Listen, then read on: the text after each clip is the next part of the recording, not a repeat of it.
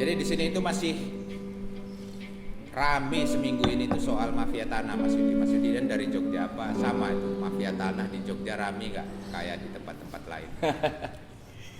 Belum jadi obrolan sehari-hari masyarakat Jogja, belum. Artinya di warung-warung kopi, di angkringan itu belum lah. Tetapi beberapa teman sudah mulai membahas itu.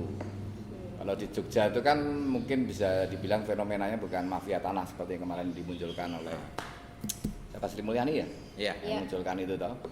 Tapi di Jogja itu banyak lah semacam RCTI, rombongan calo tanah Indonesia itu ya, McLaren itu. Ya bisa jadi itu bagian dari mafia tanah ya. Aktor-aktornya. Ya aktor-aktor lokal Nama itu. lain. Nama lain itu banyak sekali itu, Mas Sivan itu banyak sekali. Ini bukan yang siaran bola ya RCTI. Bukan, ini rombongan calo tanah Indonesia itu banyak sekali. Apalagi tanah di Jogja tahu sendiri harganya makin tidak masuk akal. Terutama di beberapa daerah-daerah seperti Sleman, Bantul itu harganya berkali-kali lipat. Oh gitu ya? Iya.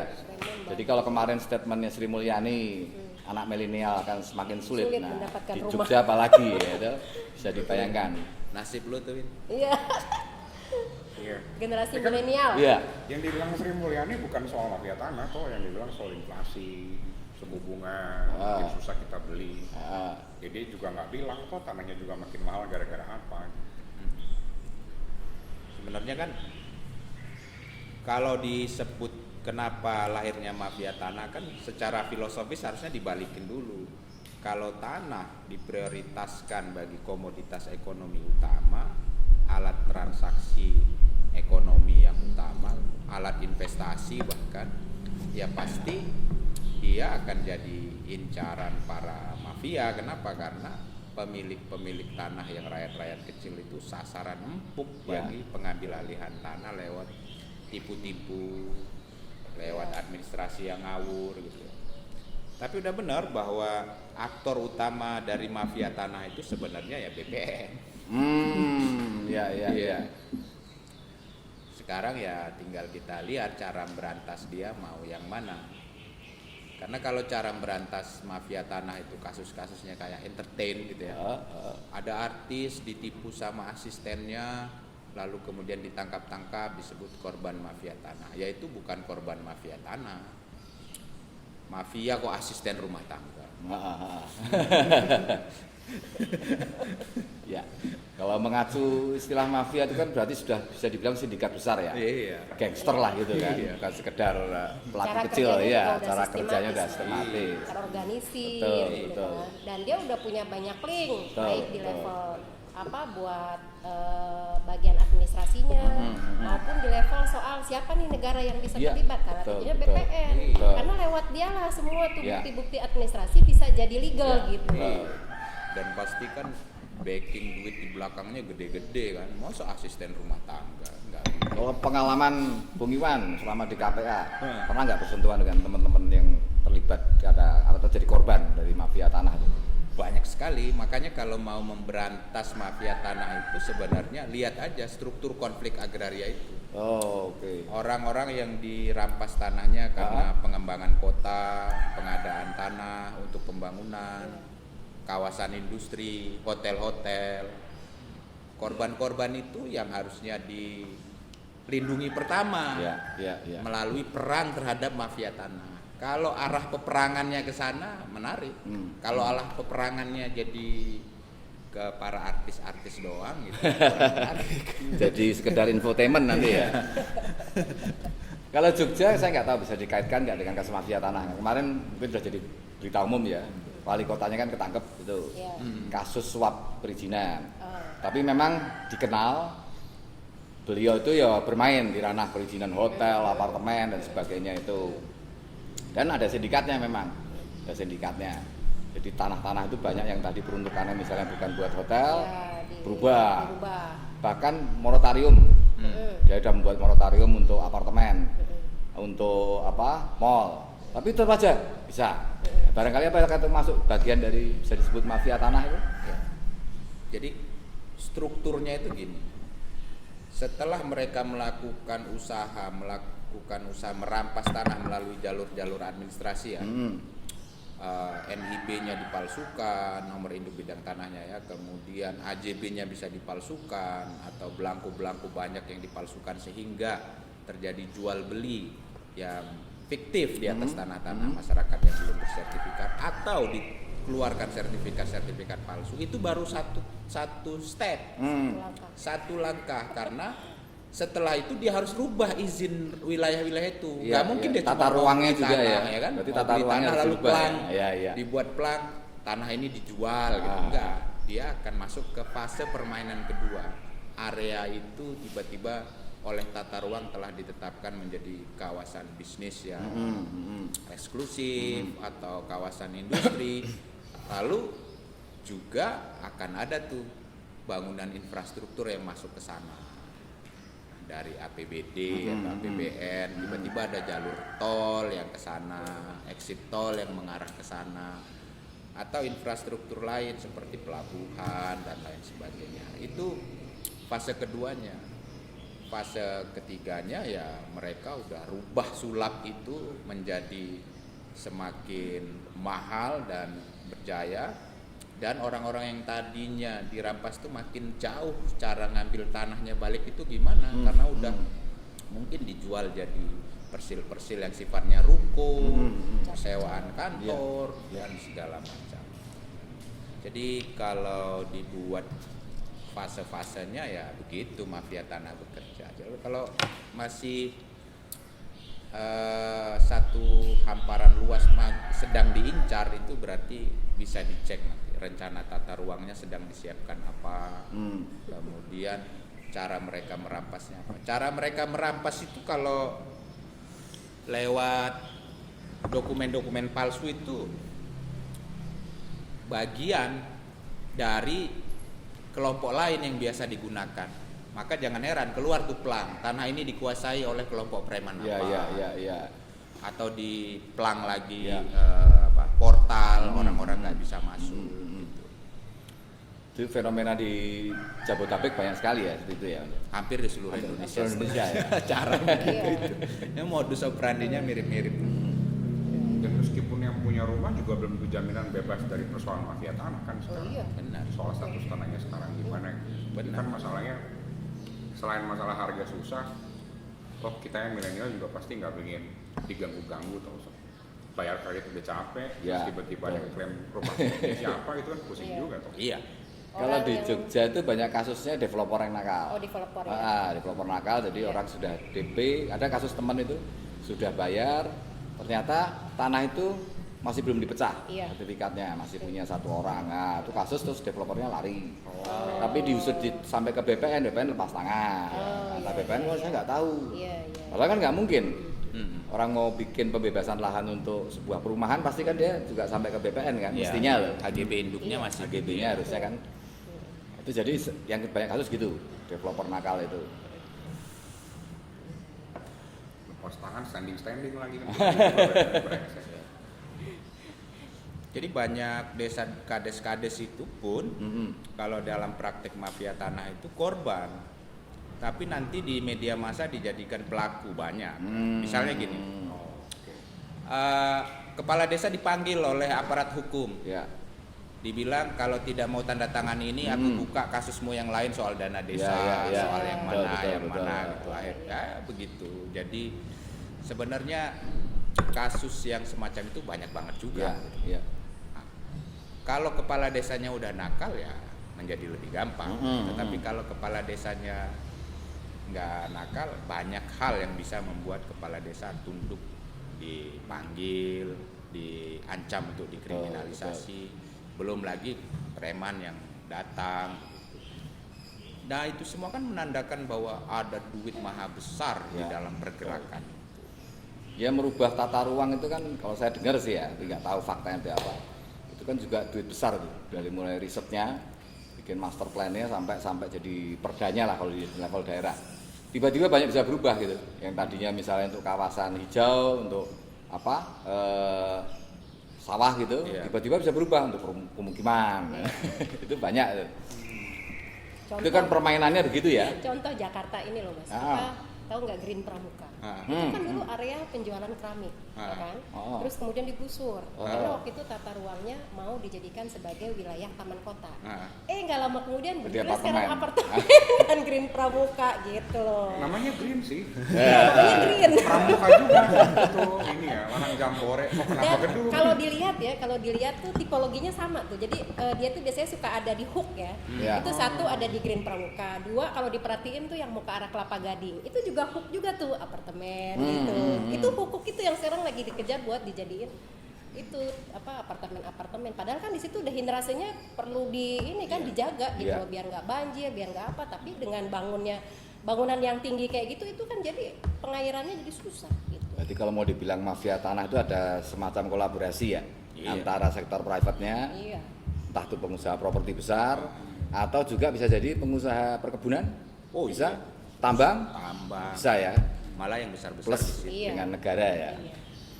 Yang belum banyak dibahas tuh pengadilan.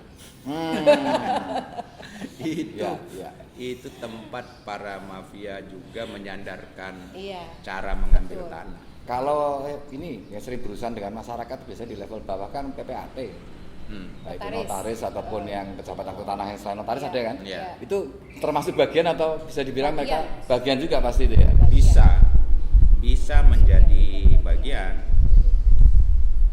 meskipun paling banyak sebenarnya bukan kelompok itu yang paling banyak menjadi ini ya. Kalau kita lihat data-data misalnya nih, saya menginginkan satu objek tanah, lalu saya sama Mas Yudi ke pengadilan mendaftar objeknya di sana. Siapapun yang menang di antara kita udah nggak usah banding, nggak usah apa, langsung inkrah, dan tanah itu dengan putusan pengadilan diambil. Ya. Jadi bisa begitu banyak Ya. faktanya. Iya. Atau pengadilannya begini, pengadilannya memutuskan bahwa objek yang disengketakan itu yang dibenangkan oleh saya itu 1000 meter persegi. Ya. Tapi nanti saya bisa mengeksekusi 2 hektar. Ya. Nah, banyak. Jadi kalau udah dilihat begitu ya konstruksinya, aparat penegak hukumnya, BPN-nya, ya Pemdanya, kemudian Sektor swastanya tadi ya. dalangnya ya. Iya. Kenapa? Karena tanah dijadiin komoditas ekonomi yang bisa membuat orang super kaya. Nah, ini sumber masalahnya itu di sana. Kalau itu nggak dibenahi, bahwa tanah harus dibatasi, kemudian kepemilikannya juga harus dibatasi, harga tanah juga diatur, bukan mekanisme pasar. Seperti kembali ke Undang-Undang Pokok Agraria, ya maka ruang bagi penyelundupan para aktor mafia tanah itu berkurang. Jadi problem pokoknya di situ ya, Mas Iya. Irfan ya. Tapi selama ini kan UPA itu tidak pernah juga dilikuidir ya sebagai undang-undang, masih kan. Kok nggak pernah jadikan konsideran di dalam membuat tata ruang, di dalam membangun kebijakan soal tanah. Kenapa? Ini kan agak aneh nih, ya, kecuali undang-undangnya sudah dilikuidir ya, sudah nggak dipakai, sudah dibuang Sebenarnya gitu. kan kalau undang-undang agraria itu kan udah bagian yang paling tertinggi ya Mas, Iya, dalam konteks iya, agraria iya, gitu kan. betul. Nah, dari basis undang-undang itu kemudian diturunkan ke undang-undang pelaksananya. Iya, gitu harusnya loh. begitu ya. Iya, kayak undang-undang pendaftaran tanah. Iya. Nah, itu kan sebenarnya bagian gitu loh, bagian dari cakupan tadi itu undang-undang agraria. Nah, coba kan kita perlu cek implementasinya. Oke. Nah, implementasinya ini yang ruang-ruang ini suka dipakai buat itu tadi dari sifat dokumen-dokumen yang tadinya palsu jadi sah kan Ya, gitu kan. ya, ya. Nah, itu yang mensahkan siapa? Ya, balik lagi ke BPN sebagai institusi yang memang punya kewenangan untuk melegalkan setiap kepemilikan tanah misalnya begitu. Nah, ini sebenarnya sih implementasinya gitu. Iya. Apakah undang-undang turunan itu memang membuka ruang itu sehingga bisa terjadi kasus-kasus mafia tanah ini? Karena Undang-Undang Tata Ruang nggak mengacu ke UPA, UPA. Iya. Undang-undang tata ruang tidak mengacu ke UPA. Iya. justru menganulir apa yang UPA. disebut dengan aturan-aturan UPA. Karena prinsip di tata ruang beda, di UPA itu kan tata guna tanah. Oke. Sementara tata ruang mengidealkan spatial planning. Nah, spatial planning kita itu memang mengorientasikan itu wilayah yang mau dikembangkan, yang imajinasinya itu dari tempat kosong lalu dia tumbuhkan rencana-rencananya, nggak ada partisipasinya. Kalau tata guna tanah itu dia melihat lingkungannya, melihat siapa yang ada di dalamnya dan apa rencana penggunaannya ke depan sesuai dengan karakter orang di situ. Jadi ini dua ideologi atau paradigma yang berlawanan ya. Berarti tata ruang yang dimaksud sebagai peraturan tata ruang itu seininya aja dong ya, maksudnya seperlunya dan sesuai dengan siapa yang membutuhkan. Dan yang paling penting tata ruang itu sebenarnya ningkatin valuasi harga tanah aja terus. Nah, iya, lebih ke situ ya Mas ya? Iya. Oke. Soalnya kalau misalnya kita cek, seingatku ya gitu, sebenarnya sebelum Sri Mulyani jauh-jauh bicara soal kita milenial sulit beli rumah karena inflasi, sejak dari 2 atau 3 tahun lalu Indonesia, spesifik Jakarta itu selalu masuk top 5 peningkatan harga properti tertinggi di dunia. Bersaing dengan Hong Kong, London, Bangkok. Kalau nggak salah Jakarta tuh ketiga tertinggi 2017 atau 2018. Sedunia itu ya. Sedunia. Gitu. Hebat juga Jakarta. hebat buat orang kaya. Ya aturannya kan sebenarnya sama kan. Orang selalu bertambah tapi tanah ya segitu-segitu aja. Segitu aja. Baliknya tadi soal komoditas, supply dan demand. Iya. Artinya undang-undang tata ruang itu lebih perspektifnya adalah soal pertumbuhan ekonomi. Dia tidak bicara pemerataan, keadilan ya. Di dalamnya nggak ada ya. Dialah yang memfasilitasi tanah menjadi super komoditas itu. Kalau WPA kan substansinya kan bicara keadilan ya. Iya, benar kan? Pemerataan. Toh. Kalau tata ruang tidak di situ ya. Dia lebih bicara pertumbuhan ekonomi ya. Pro growth. Iya. Kita jangan-jangan Menteri Keuangan Bu Sri Mulyani sebenarnya salah bicaranya. Bukan kita tidak bisa memiliki rumah dengan persoalan mafia tanah, kepastian dia bisa tinggal tenang. Jangan milenial mulai menghitung bukan tidak bisa membeli, tidak mau membeli rumah karena kosnya mungkin lebih besar dibanding yang kontrak sampai di akhir hayat ya. Berarti sampai sama kayak fenomena di Jepang ya. Iya. Banyak kan anak muda lebih dia nyewa apartemen kecil-kecil itu yang kayak kapsul daripada dia beli. Iya betul. Ya jadi aku kira gitu, memberantas mafia tanah itu memiliki rencana besar juga menghasilkan satu pembangunan yang berkeadilan ya, untuk bisa mengakses, karena tanah itu adalah bahan dasar bagi pemenuhan hak asasi manusia kan. Ya, hak atas rumah, tanah, ya, hak atas pangan, itu diajarkan basisnya tanah. Ya. Dari Orde Baru diajarinnya kebutuhan dasar sandang pangan. Oke. Yang menarik ini teman-teman. Jadi kalau bicara tadi hulunya di undang-undang, sebenarnya punya undang-undang pokok agraria ya, yang sebenarnya sudah mengatur secara prinsip keadilan ya soal bagaimana distribusi lahan itu untuk siapa, penggunaan dan sebagainya, tapi undang-undang turunannya malah berlawanan ya. Tiba-tiba di Kulon Progo yang katakanlah lahan masih relatif luas, dibikin rusunawa. Untuk apa coba? Ini saya juga enak. Apaan sih? Iya. Dan itu ada 2 kalau nggak salah. Terus kan rusunnya aja nggak sesuai. Nah iya, rusunnya nggak sesuai kan. Sewa pula. Sewa pula. gitu.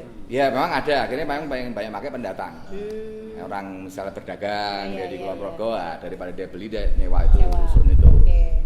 Tapi kan aneh, di satu wilayah yang lahan itu masih bisa lah orang untuk bikin rumah tangga juga masih jauh-jauh jarak halamannya gitu. Tiba-tiba berdiri programnya PUPR, itu untuk apa? Beberapa ya ada di kasus di mana saya lupa itu di Jogja juga mangkrak akhirnya. Karena nggak sesuai kebutuhan.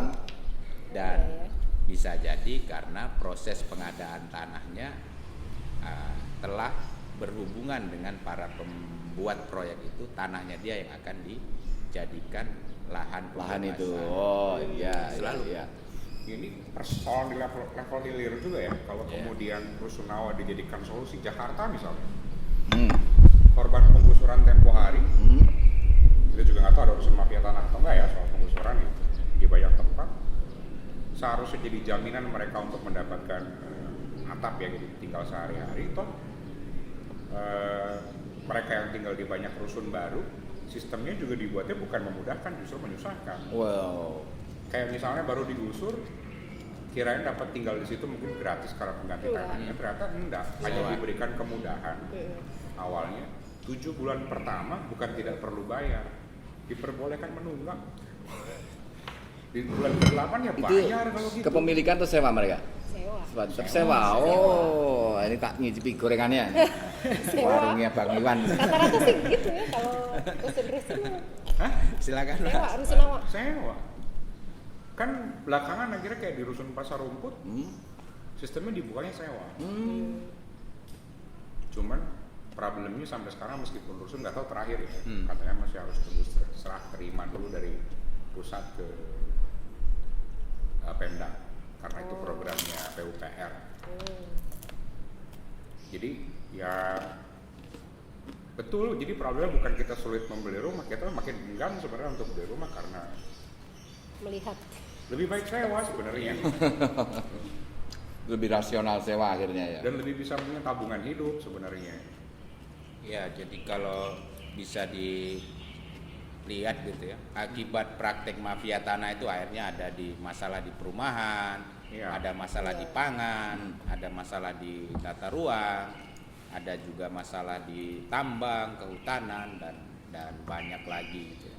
Jadi saya mau nanya gini, pahitnya nih Mas ya, katakanlah ya segala apapun cara dicoba, mungkin kalau misalnya ganti fondasi ke UPM akan sulit mungkin dalam waktu dekat ya.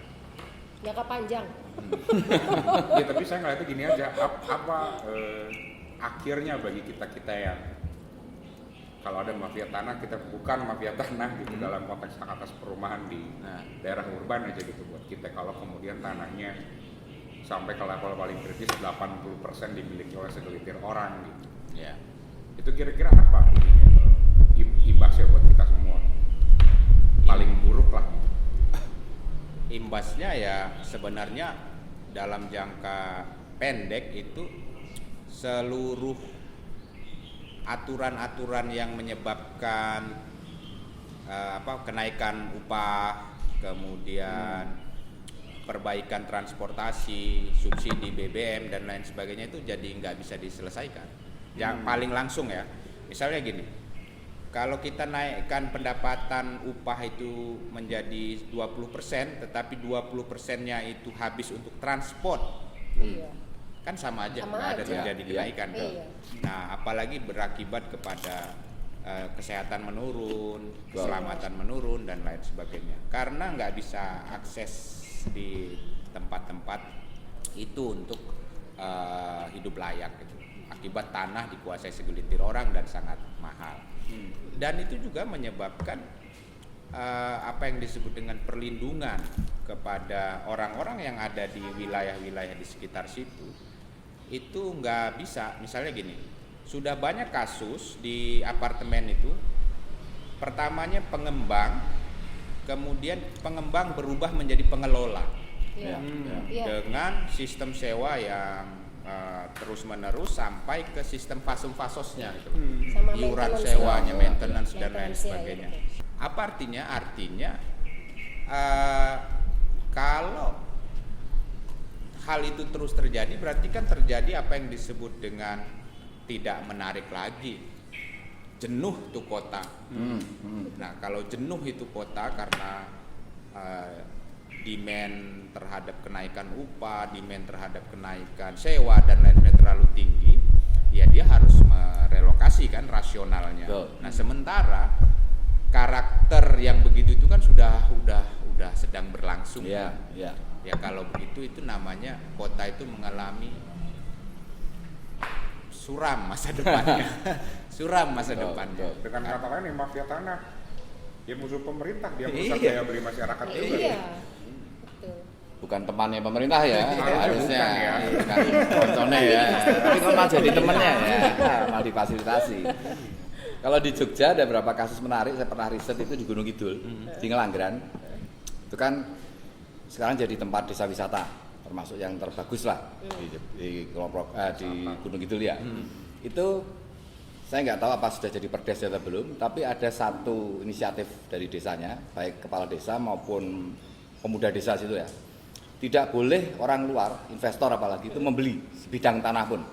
di desa itu. Oke. Karena kalau dia ada orang luar datang, dia kan pasti akan banyak menguasai. Iya. Misal tiba-tiba dia bikin resort, Iya. mesti selesai yang lain kan. Iya. Nah itu tidak boleh. Kalau mau dijual, yang harus beli orang sana sendiri. Ya. Oke, oke. Tapi saya lupa itu sudah jadi kebijakan atau belum. Waktu itu masih mau jadi rencana Raperdes lah. Tapi mereka udah punya kesepakatan secara umum warga desa pokoknya ojo didol. Oh, iya. Itu bisa di Itu dalam salah satu level. cara ya. Iya. Mencegah. Tapi memang level sangat kecil ya. Dan itu juga harus kompak. Iya. Tadi Bung Iwan udah bilang kan, kalau kepala desanya juga memang pemain, player juga wah selesai. Karena dia juga termasuk tantangan kalau jual beli kan. Semoga Pak Kadesnya nggak dipanggil aparat hukum kasus yang lain. Kedua, tambah satu lagi, semoga tidak diubah jadi kawasan ekonomi khusus. Nah, ini saya dapat cerita dari teman saya Bupati Magelang. Dia mengkritik kebijakan kawasan ekonomi khusus Borobudur. Karena itu ternyata yang sebagian besar menikmati itu investor luar. Iya. Tanah bukit udah dibeli, bukit udah dibeli. Iya. Itu tahu nih mau jadi proyek nasional, strategis lah gitu. Udah banyak. Ya kalau mau sebut ya gengnya itulah, ya. Yang kemarin menggugat Bung Azhar itulah. Nggak usah disebut ya, gengnya itu. Geng lu lah. Nggak beli itu, bukit. Jadi menurut Bupati Magelang sendiri pembangunan ekonomi kawasan yang strategis KSPN-nya Borobudur itu nggak relevan dengan peningkatan ekonomi masyarakat. Iya, betul. Nanti pemiliknya pemodal besar. Mafia kan begitu kan caranya. Bukan yang kecil-kecil kayak itu tadi. Nah, Kulon Progo saya khawatir katanya juga ada rencana beberapa kecamatannya mau dijadikan wilayah KSPN. Yang di atas itu. Dan sudah ada proyek dari pemerintah namanya Borobudur pakai hil-hil gitu. Sudah ada master plan ya, tiba-tiba sudah ada tuh. Jadi nanti ada kayak resort, ada macam-macam di situ. Melibatkan kawasan Purworejo, Magelang, sama Kulon Progo. Rakyat cukup punya depot-depot jualan souvenir. Ya, gitu. Itu cara melibatkan rakyat. Pertamini, ya Pertamina. Kalau itu saya jadi ingat joknya almarhum Prof. Mugiarto. Dulu kan pernah zaman Orde Baru, Pak Harto bilang, rakyat itu jangan dikasih ikan, kasihlah pancingnya, gitu kan? Sama Prof. Mugiarto dia kritik di sebuah seminar dan di koran. Oke, rakyat dikasih pancing, tapi mau mancing di mana? Kalau kolamnya nggak dikuasai. Nah, itu kan sama kan? Mau mancing di mana? Pancingnya punya, tapi kolamnya yang punya bukan rakyatnya. Cuma dikasih pancing tapi nggak dikasih kolam. Oke. Kejadiannya sama berarti kan?